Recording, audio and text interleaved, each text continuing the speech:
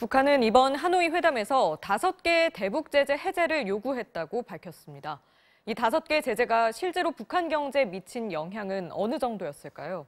황희준 기자가 보도합니다. 북한의 지속적인 핵과 미사일 개발로 인해 2016년과 2017년 유엔 등 국제사회는 5차례에 걸쳐 강도 높은 대북 제재를 실시했습니다.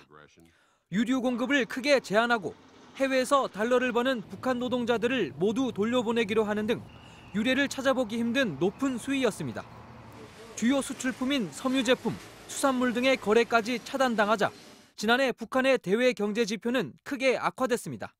무역 의존도가 90%가 넘는 중국과의 교역에서 수출과 수입이 1년 전보다 87%, 33%씩 줄었고 무역 적자도 사상 최대를 기록했습니다.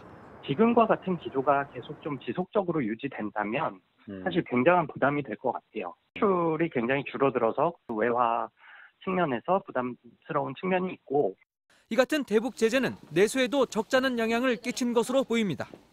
물가는 아직 안정적인 것으로 관측되지만 수출길이 막힌 의류, 가공업 등 경공업은 위축되는 추세가 확연하고 외화벌이 차단으로 돈줄도 막히면서 평양 등 북한 주요 지역의 부동산 가격이 하락하고 있는 것으로 나타났습니다.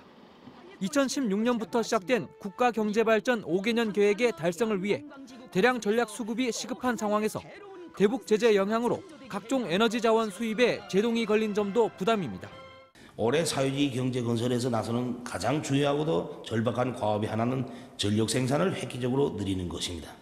전력공업 부문에 대한 국가적인 투자를 집중하여 이번 2차 북미 정상회담에서 대북 제재 완화를 요구하며 경제 성장의 발판을 마련하려 했던 북한.